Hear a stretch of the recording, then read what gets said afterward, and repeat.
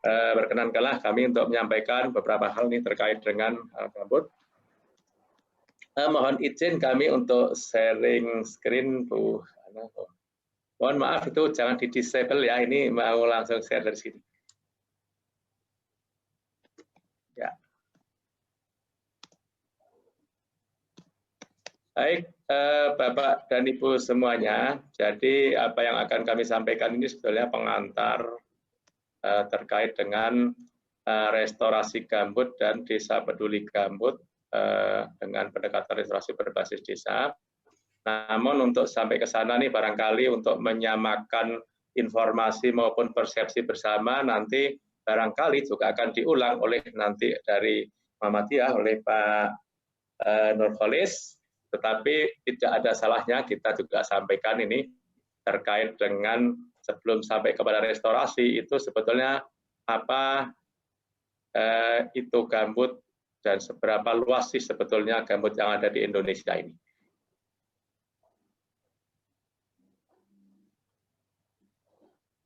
Ya.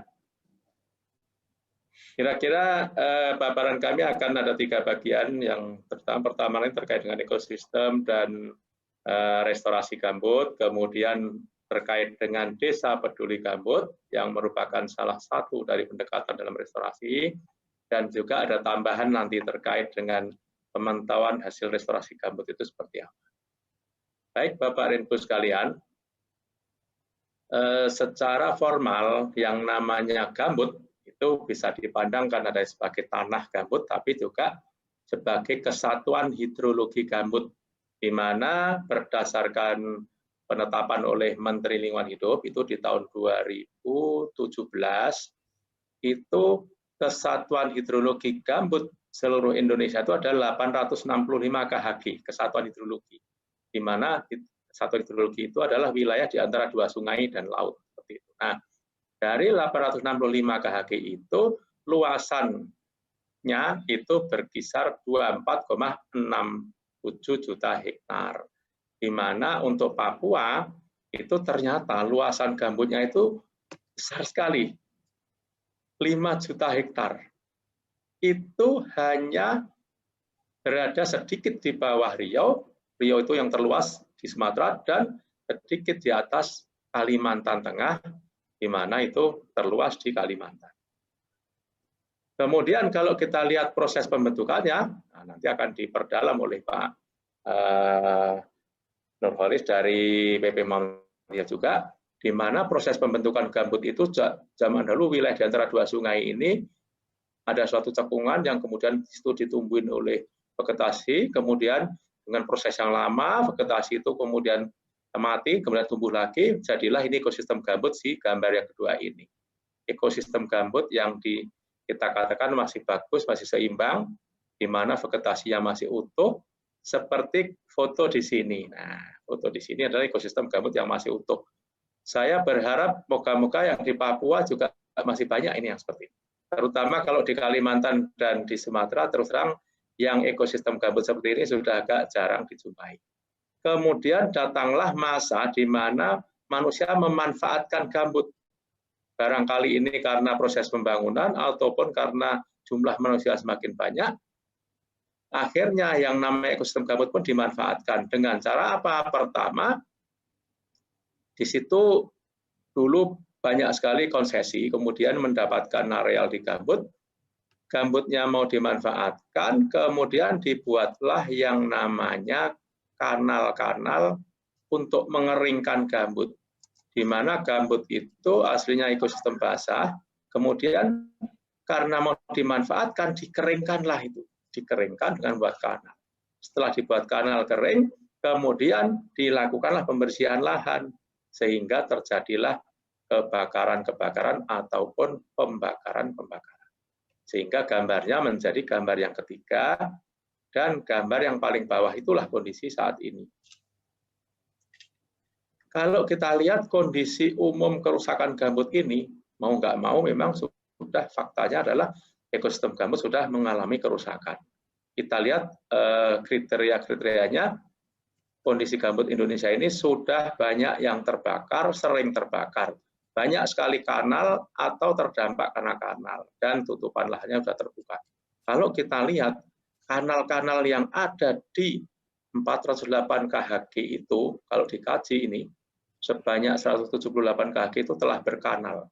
Dan total panjang kanal, baik itu primer, sekunder, maupun tersiernya itu kalau dilihat, mencapai lebih dari 239.000 km. Berapa panjang itu kanal yang sudah dibuat? Itu kalau kita umpamakan dunia kita ini seperti bola, planet bumi itu, maka panjang kanal itu bisa mencapai 6 kali keliling planet bumi kita itu. Saking panjangnya, saking banyaknya dan masifnya. Nah, disitulah yang menyebabkan kerusakan ekosistem gambut itu sekarang kita rasakan. Berikutnya, setelah kemudian dulu dibuat kanal-kanal, dibuka itu gambutnya, kemudian vegetasinya ditebang, pohonnya ditebang, kemudian dibersihkan itu lahan, diganti dengan tanaman lain. Inilah yang terjadi, sehingga mengawali kerusakan ekosistem gambut itu adalah sebetulnya karena pembukaan lahan untuk komoditas, baik itu industri perkebunan, hutan tanaman, dan sebagainya, sehingga ekosistem gambut kita sudah mulai rusak. Berikutnya, kebakaran-kebakaran inilah yang terjadi, dan ini saya kira terus-menerus. Sejak tahun 98 sudah kita rasakan, terus 2015 ada, 2019 pun ada, sebelum 98 juga ada kebakaran seperti ini.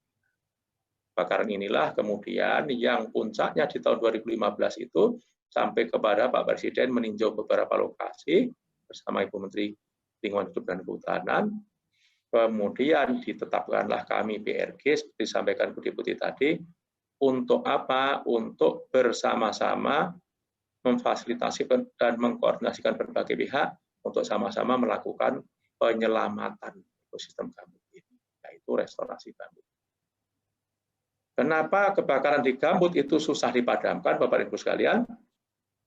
Kalau kita lihat dari aspek saintifiknya seperti ini, kalau zaman dahulu kala para nenek moyang kita itu pernah namanya perladangan berpindah, pertanian berpindah-pindah, tapi itu biasanya dilakukannya di tanah-tanah mineral atau di pegunungan, sehingga tidak memunculkan kebakaran yang terus-menerus. Karena apa? Di tanah mineral yang terbakar hanya serasah-serasnya saja. Daun ranting yang kering dibakar, setelah itu bersih, kemudian ditanami. Tetapi kalau di gambut, di mana posisi saat ini sudah sangat kering, kalau sampai itu terjadi kebakaran atau dibakar, maka gambut itu adalah bahan bakar itu sendiri. Jadi yang terbakar tidak hanya seresah di atas.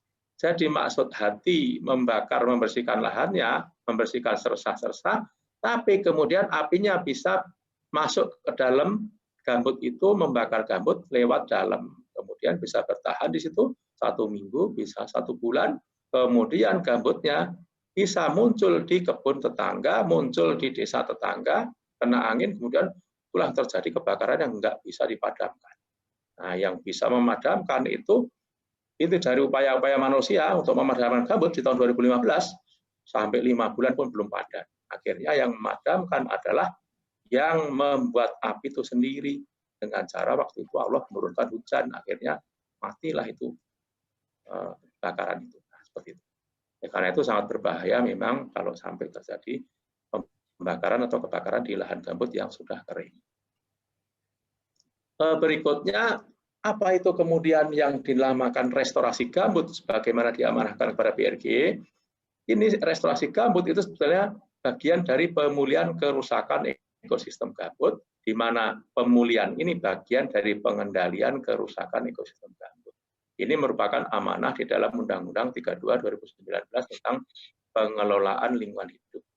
Nah, restorasi gambut ini sebetulnya bagian dari aspek pencegahan kalau sampai terjadi aspek pencegahan.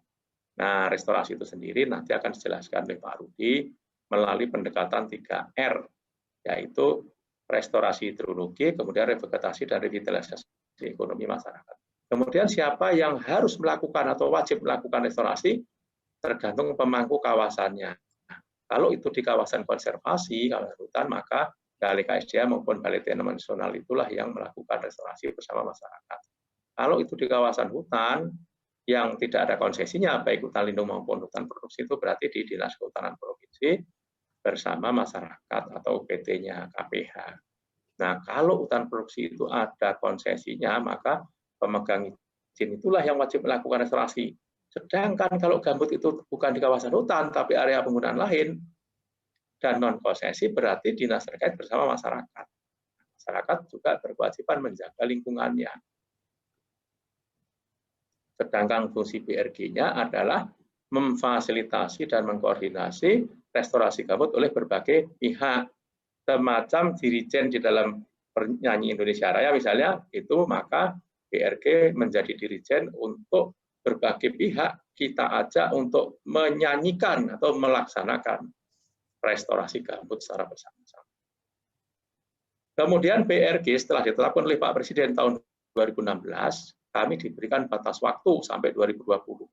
Kita sebagai instansi pemerintah diberi batas waktu dan diberi target tertentu, yaitu sekitar 2,67 juta hektar target kami, di mana yang paling luas itu 1,7 jutanya itu berada di areal konsesi, dan fungsinya BRG adalah melakukan supervisi atau bimbingan teknis terhadap konsesi itu untuk melakukan restorasi gambut. Kalau kita lihat wilayah kerja dan targetnya, maka memang dari target 2,7 juta hektar BRG itu selama 5 tahun ini, 67% itu berada di areal izin usaha PHHK dan HGU perkebunan, 67%. Inilah fungsinya BRG untuk melakukan supervisi. Kewajibannya para pemegang izin inilah yang melakukan restorasi. Kemudian berikutnya baru di ranah pemerintah daerah 26%, ada hutan lindung dan sebagainya tadi, dan di kawasan ranah pemerintah pusat di kawasan konservasi hanya 8%. Nah, kemudian pendekatan dalam restorasi gambut seperti disampaikan tadi ada 3 sebetulnya yang utama. Yang pertama itu adalah pembasahan kembali gambut yang sudah kering dengan membangun sekat-sekat kanal, sumur-sumur bor ataupun penimbunan kanal. Kemudian yang kedua, revegetasi atau penanaman kembali, dan yang ketiga adalah ini revitalisasi ekonomi masyarakat, aspek ekonomi masyarakat. Jadi ada paling nggak ada 3 pendekatan utama nih, aspek biofisiknya, kemudian fisiknya, biofisiknya, dan ekonomi masyarakat. Kemudian kita perkuat lagi dengan aspek kelembagaan sosial dan pedesaannya dengan program Desa Peduli Gambut. Ini untuk memperkuat 3 aspek itu, membingkai 3 aspek itu. Selain itu, juga kami menggunakan pendekatan keagamaan di dalam restorasi gambut, moral keagamaan. Karena apa? Restorasi gambut ini dari pengalaman kita beberapa tahun memang memerlukan berbagai aspek pendekatan dan harus melibatkan berbagai pihak. Nah, sebagaimana diketahui bahwa selama 5 tahun kami melakukan restorasi ini, itu dengan waktu yang terbatas dan pengalaman juga sebenarnya terbatas, maka kita masih menggunakan pendekatan secara quick response, artinya semacam UGD, pertolongan pertama terhadap ekosistem yang rusak. Nah, untuk ke depan barangkali memang pendekatannya harus lebih sistematis dan komprehensif. Nah, inilah pendekatan selain yang ketiga tadi yang memperkuat atau semacam wadah dari pendekatan 3R tadi, yaitu kami membangun desa-desa peduli gambut, di mana di dalam membangun ini berdasarkan dia pendekatan lanskap, kesatuan hidrologi gambut, dan juga kawasan-kawasan perdesaan.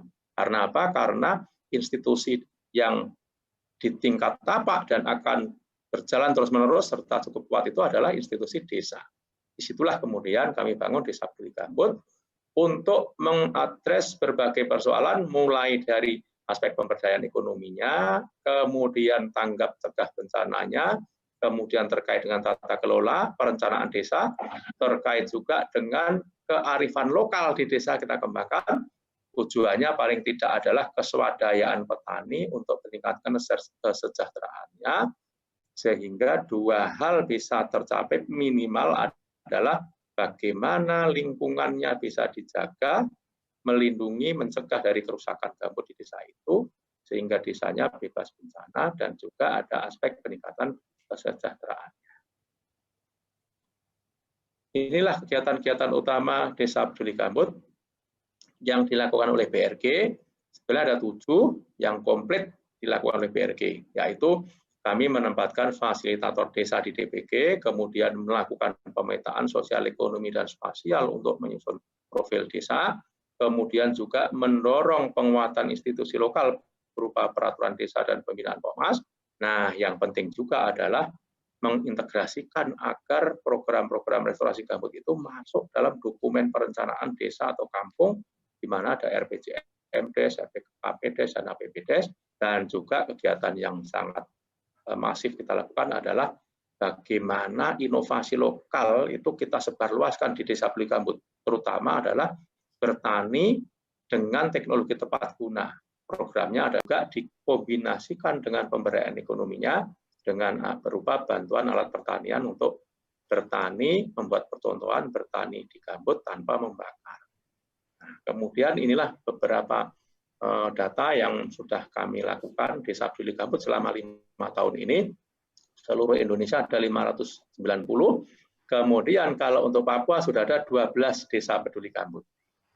Seluruh luas wilayah desa itu gambutnya adalah sekitar 4,5 juta hektar, sedangkan gambut dalam target restorasi di desa-desa itu sekitar 1,4 juta hektar. Nah, inilah desa-desa gambut di Papua yang telah kami intervensi sejak 2017 sampai 2020. Nah, 2017 itu kami di Merauke, di Kecamatan Kurik ada 3 desa, kemudian 2018 berpindah ke Mapi. Mapi itu ada di Kecamatan Ubasa, ada di 5 desa. Kemudian 2019 ada 2 desa, kembali ke Merauke, di Kecamatan Muting.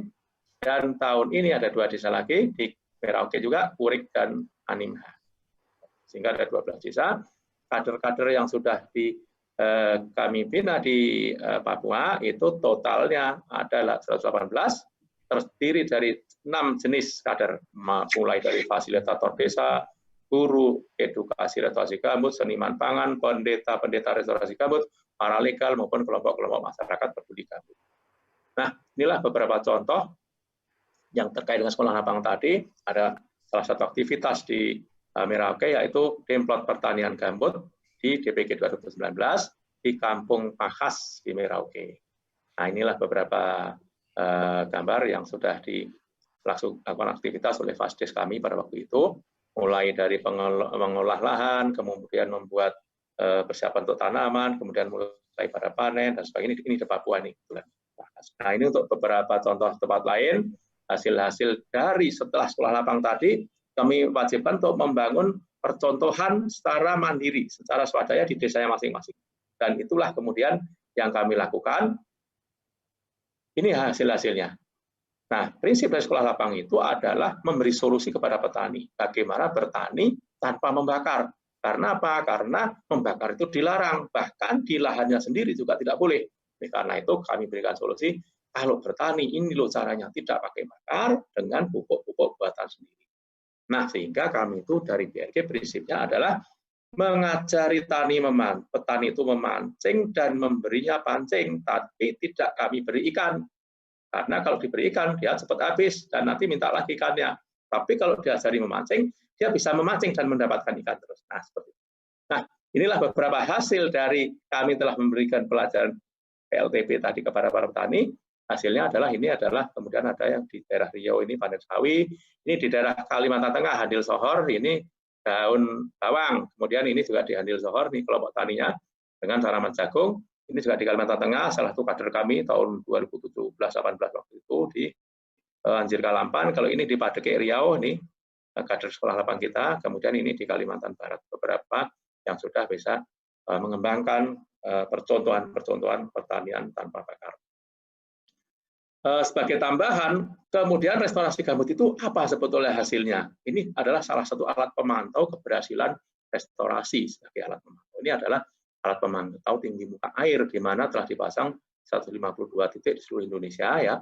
Kemudian di sini ada untuk mendeteksi seberapa tinggi muka air tanah, artinya berapa senti dari permukaan tanah itu ditemukan air. Nah, ini adalah hasilnya. Kita ambil contoh saja tahun lalu itu, kami ambil data dari Kedeputian 4, di mana ini adalah titik 0,40 cm dari permukaan tanah ada air. Nah, ini bulan Januari sampai bulan September, dan kemudian ini provinsi ada Riau, Jambi, Sumsel, Kalimantan Selatan, asal Papua. Kebetulan belum ada datanya. Ini sebagai contoh saja, bulan-bulan di mana lebih dari 40 baru ada air ternyata dijumpai ini untuk bulan Januari, Februari, dan Riau, Jambi, Riau itu mulai sudah musim kering di sini. Januari, Februari di atas 40 baru ketemu air. Tapi mulai Agustus, September banyak sekali semuanya di atas 40 baru ketemu air. Sudah sangat dalam. Nah, apa implikasinya? Ini adalah apa? Semakin dalam itu air ditemukan dari gambut, maka semakin peluang besarnya muncul hotspot. Nah, jadi contoh Sumatera Selatan ini Agustus, September sudah muncul hotspot. Di sini sudah banyak sekali. Di sini ada September itu, Oktober mulai muncul hotspot. Nah, kemudian ini juga ada data dari DPG desa-desa yang diberi intervensi, baik itu desa peduli gambut maupun infrastruktur pembahasan gambut. Ada kecenderungan, kalau ini dari hasil analisis, kalau desa-desa itu tidak diberi intervensi di dalam kawasan atau KHG itu, tidak diberi intervensi, contoh tahun 2018-19, berarti non-DPG, non-PIPG itu maka hotspotnya tinggi sekali, ada 2018 1236.859. Tapi kalau ada DPG-nya itu cenderung lebih sedikit. Yang tabel sebelah kiri. Nah, di sini. Kalau ada IPG-nya, ini ada IPG-nya juga cenderung sedikit. Tetapi kalau tidak ada intervensi sama sekali, hotspotnya tinggi. Jadi ada indikasi bahwa desa-desa yang diintervensi, restorasi gambut, baik aspek DPG maupun IPG itu relatif hotspotnya lebih sedikit dibanding desa yang tidak. Nah, kemudian tantangan restorasi ini ke depan. Selama 5 tahun pengalaman kami ini rupanya ke depan itu di dalam memperbaiki ekosistem gambut itu tidak cukup hanya biofisiknya, tetapi apa? Harus memperbaiki aspek sikap perilakunya serta praktek-praktek pengelolaan oleh masyarakat. Ini yang sangat penting. Karena itu pendekatan keagamaan yang kemudian kita terapkan juga rupanya memegang peranan yang sangat penting. Dan ini nantilah barangkali dengan Muhammadiyah, seperti disampaikan Bu Deputi tadi, pendekatan keagamaan itu adalah bagaimana dakwah bilisannya itu tentang materi-materi lingkungan itu bisa disampaikan ke masyarakat. Bahayanya membakar, dosanya kalau sampai membakar dan sebagainya. Kemudian juga dakwah bilhalnya dengan contoh itu juga kita kembangkan melalui contoh sekolah lapang tadi, berperilaku mengelola gambut dengan tidak membakar dan menghasilkan. Nah, dengan kombinasi dua itu, maka insya Allah petani itu mulai dari penyadaran, kemudian bersikap positif menjaga lingkungan sampai mempraktekkan itu bisa dilakukan. Apalagi nanti percontohannya kemudian berhasil, baru masyarakat tahu, oh ternyata itu hasilnya bagus tanpa membakar. Tuh, kemudian berikutnya juga perlu keterpaduan sistematis dan komprehensif dalam melakukan restorasi itu antara berbagai pihak, baik pusat, Pemda, kemudian pemegang izin hutan, izin perkebunan, kemudian kawasan konservasi, dan masyarakat itu harus sama-sama bersatu padu menyuarakan pentingnya melakukan restorasi gambut. Nah, sebagai penutup, Bapak dan Ibu sekalian, ada satu video ini, kami mempunyai tagar nih, pulihkan gambut, pulihkan kemanusiaan, dan ayo jaga gambut. Nah, ini silakan Mas Yus di-share. Ada satu video tentang sekolah lapang di salah satu tempat, kebetulan mungkin di Kalimantan Barat. Mohon waktunya nih Bu Moderator, barangkali sekitar 3 atau 5 menit. Terima kasih Mas Yus, silakan.